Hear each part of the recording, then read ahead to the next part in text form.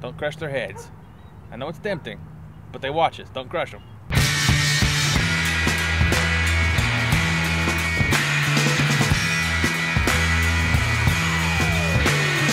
Welcome to Kick Awesome Show. This is episode 18. I'm Nate Croft. And I'm Jonathan Longnecker. This week we have high fives going out to an epic saga told in tiny icon format and motorcycle lamps. That's right. We've also got a question about what graphics application we use to bring the Kick Awesome. We have a problem and solution about a anchored, slidey JavaScripty thing. When you scroll, it moves. It's complicated, but we'll tell you more about it later. Yes, and we've also been perusing the Dribble to find unknown players that no one else knows about. We're exposing them to the world. Unknown dribblage. Don't forget about this week's music picks because they're awesome. And this is episode 18. It's finally legal. Yeah. To vote? Yeah. That's yeah. it. My high five this week goes out to Classified Moto. What does Classified Moto do? Well, besides making completely awesome custom vintage motorcycles, they use the spare parts they've got laying around, and they make completely awesome custom vintage lamps made out of motorcycle parts.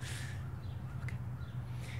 What they do is they take a brake rotor, a shock absorber, a cord with some electrical things, boom, you got a light. A light that looks awesome. And you can put whatever shade you want on it, and I need one of these right now because I need it. I need one of these lamps for my office. I need it. No! My high five this week goes out to a galaxy-spanning saga condensed down to tiny proportions of the pixel persuasion. What am I rambling about? The Star Wars saga told in icon format. So two things I love. Star Wars because I am in fact a nerd.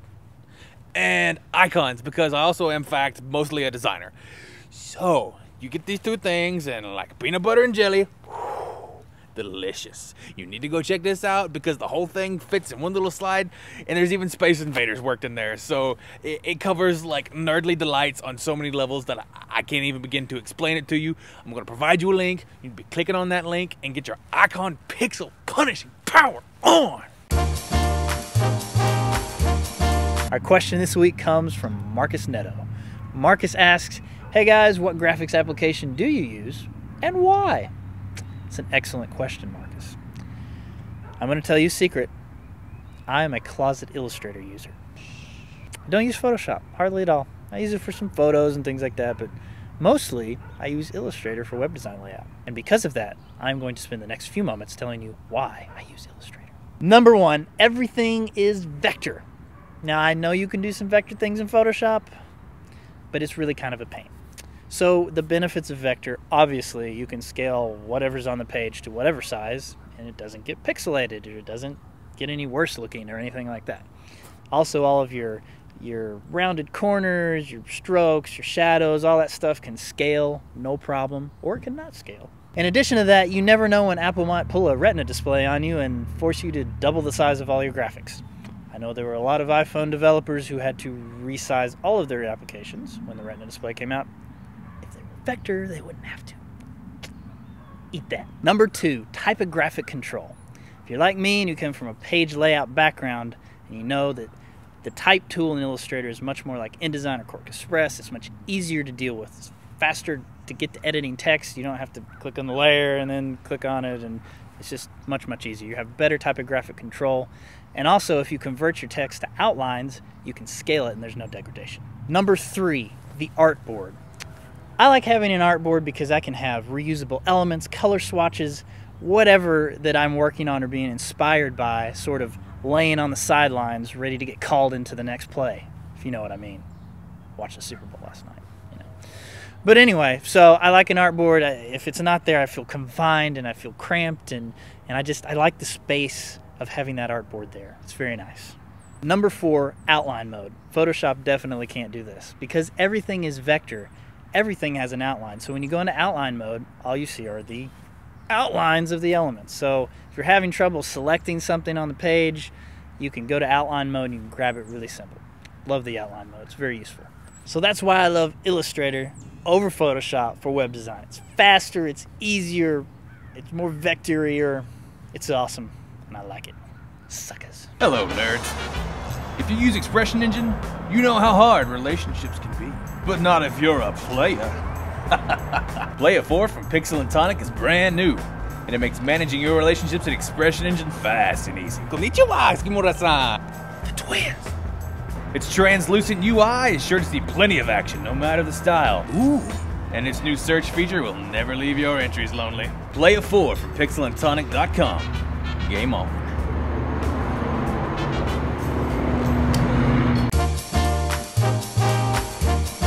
A problem this week became apparent while I was reading the Twitters. As I was scrolling through my little Twitter app, I saw the floating head of LAJ stocks again. He haunts me. Anyhow, he had a problem that I too may have had, and that you too may have had. You ever wanted to have an element in the sidebar or some element on a web page, like stay put until you scroll to a certain spot, like you're like scrolling, but now you want to follow it, you go down the page. Me too.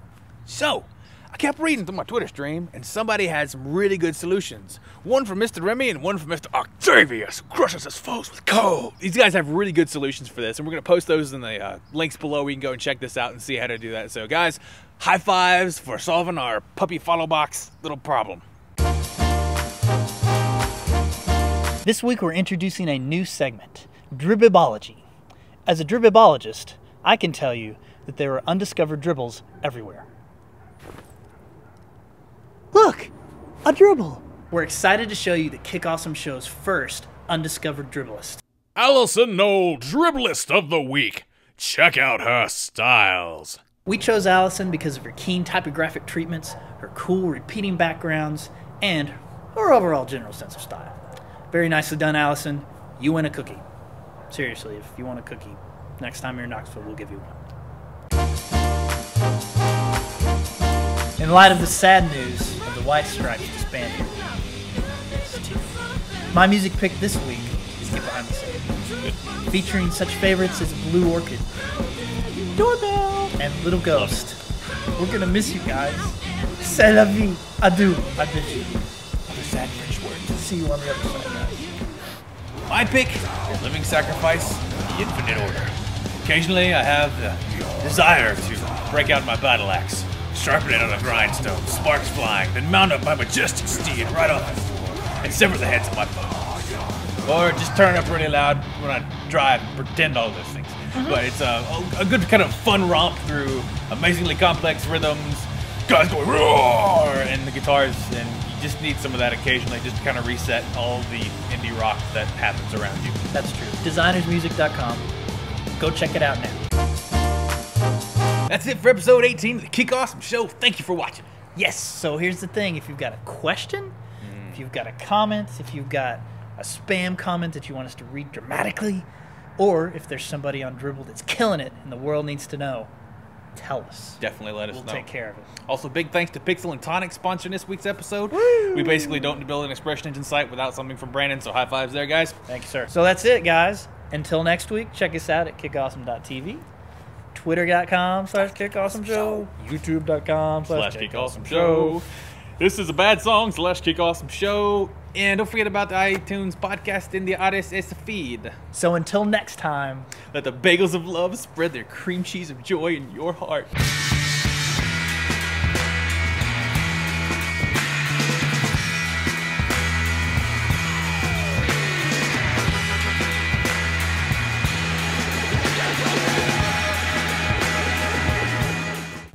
Is it hard to focus? They also take their spare parts laying around and they make custom vintage sunlight. It's kind of funny, the side of your head just became illuminated. My high five this week goes out to custom... No, now I'm all screwed up. So, obviously... That's it for episode... Oh!